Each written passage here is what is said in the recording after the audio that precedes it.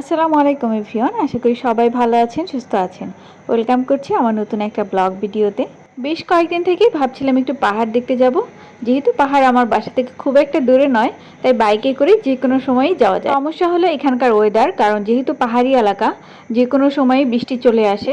আর এখানে তো পহেলা বৈশাখের প্রথম দিন থেকে অনেক বেশি বৃষ্টি হচ্ছে, তাই প্ল্যান করে আসলে কোনো কিছুই হয় না।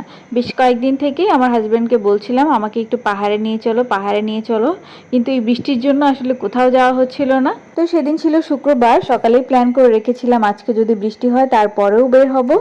তো আমার হাজব্যান্ড দুপুরে নামাজ থেকে আসার পর খাওয়া দাওয়া করে আমাকে বলে যে রেডি হও, বের হব। তো আমি তার কথা মতো রেডি হয়ে যাই। রেডি হওয়ার পর দেখি হঠাৎ করে এত জোরে বৃষ্টি। বৃষ্টি দেখার পর মনে হচ্ছিল না যে বাইরে বের হই, এই জন্য আমি আবার চেঞ্জ করে বাসার কাপড় পরে ফেলি। তো এর কিছুক্ষণ পরে আবার বৃষ্টি থেমে গেল। তা আমরা বের হয়ে গেল। এইদিকে বাইরে বের হওয়ার পর দেখি আকাশে সুন্দর রংধনু উঠেছে, আবার রোদ আবার বৃষ্টি, সব কিছু মিলিয়ে সুন্দর একটা ওয়েদার ছিল। আমরা বৃষ্টির মধ্যেই রওনা শুরু করে দিই পাহাড়ের উদ্দেশ্যে। কোথাও আমরা থামি নেই। আমার হাজব্যান্ড তো প্রায় ভিজেই গিয়েছিল, আমি বারবার বলতেছিলাম চলো কোথাও থামি, চলো কোথাও থামি, কিন্তু সে নাছোড়বান্দা, সে বলছিল না আজকে ভিজে ভিজেই যাব। আর এইদিকে আকাশের রংধনু আমি ফোনে ক্যাপচার করছিলাম। পাহাড়ি রাস্তাগুলোর হয় কি এত সুন্দর, মানে রাস্তা রাস্তা দেখেই আপনার মানে মন ভরে যাবে। আর আঁকা বাঁকা এই রাস্তা, দুই পাশে পাহাড় গাছপালা, মানে অসাধারণ একটা মোমেন্ট আপনি ফিল করতে পারবেন এখানে গেলে। গত ফেব্রুয়ারি মাসেও আমি একবার পাহাড়ে গিয়েছিলাম, আর ওটাই ছিল আমার প্রথম পাহাড়ে যাওয়া। ঠিক তখনও আমি বাইকে করেই গিয়েছিলাম, কিন্তু তখন আমার অনেক বেশি ভয় লেগেছিল। আর এবারে তেমন একটা ভয় লাগেনি। এবার মনে হয়েছিল যে না, দুই পাশের এনভায়রনমেন্টটা আমি অনেক বেশি এনজয় করছি। আমার কাছে মনে হয় পাহাড়ে বাইকে করে ঘুরতেই বেশি মজা, কারণ বাইকে করে ঘুরলে আপনি দুই পাশের এনভায়রনমেন্ট খুব সুন্দরভাবে এনজয় করতে পারবেন। তাছাড়া গাড়িতে করে গেলে আপনি সেইভাবে এনজয় করতে পারবেন না।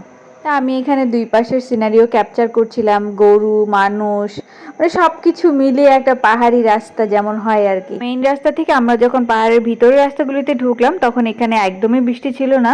আর বৃষ্টি ছিল না বলেই আমরা চলে আসতে পারছি। আর বৃষ্টি থাকলে হয়তো বা এত দূর আমরা আসতেও পারতাম না, আমাদের ব্যাগ চলে যেতে হতো। এই তো আমরা চলে এসেছি আমাদের কাঙ্ক্ষিত জায়গায়, মেইনলি যেখানে আমরা আসতে চেয়েছিলাম। এখানে এসেই আমার হাজব্যান্ড একটু ভিডিও নিচ্ছিল, কারণ সন্ধ্যা হয়ে যাচ্ছে প্রায়। সন্ধ্যা হয়ে গেলে হয়তো আর কোনো কিছু ক্যাপচার করা যাবে না। সে আমাকে পিকচার তুলে দিচ্ছিল, ভিডিও করে দিচ্ছিল।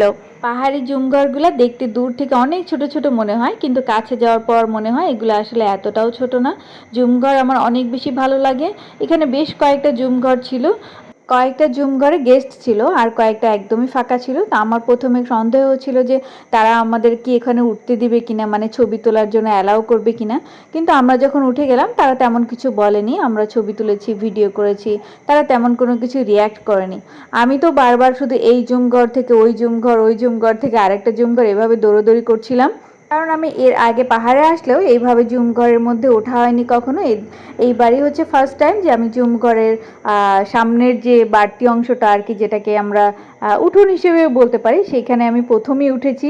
এখানে বেশ কয়েকটা চেয়ার দেওয়া ছিল, এই চেয়ারে বসেও আমরা কয়েকটা ছবি নিয়েছি। এই পাহাড়ে বসে আপনার যত দূর চোখ যাবে শুধু মনে হবে পাহাড় আর পাহাড় আর ছোট ছোট জুম ঘর।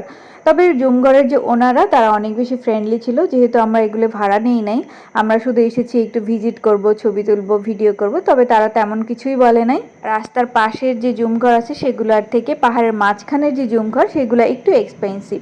তবে বান্দরবনের আশেপাশে যারা থাকে তারা আসলে দিন এসে দিনই চলে যায়। আর এখন যেহেতু সামারের চেয়ে উইন্টারে অনেক বেশি গেস্ট থাকে এখানে। গত বছরের উইন্টারে আমার হাজব্যান্ড এবং তার কলিগসরা এখানে একটা জুমঘর ভাড়া নিয়েছিল। আমি যদিও তখন কক্সবাজার ছিলাম না, তখন আমি ঠাকুরগাঁয়ে ছিলাম। তো আমি থাকলে অবশ্যই আমি তাদের সাথে যেতাম সেখানে। সামনের উইন্টার পর্যন্ত যদি আমি কক্সবাজার থাকি, আমার খুবই ইচ্ছা আছে এখানে একটা জুমঘর ভাড়া নিব, এক রাত থাকবো এখানে। মেঘ আর পাহাড়ের যে একটা সংমিশ্রণ, সেটা আমি খুব কাছ থেকে দেখতে চাই। রাস্তার পাশের এই জুমঘরগুলো যেটাতে আমরা গিয়েছিলাম, এখানকার জুমঘরগুলি খুব বেশি হাই কোয়ালিটির না, মোটামুটি আর কি। এগুলি বাঁশ দিয়ে তৈরি করা। এই বাঁশ দিয়ে উপরে উঠতে আমার অনেক বেশি ভয় লাগতেছিল, মনে হচ্ছিল আমি নিচে পড়ে যাব।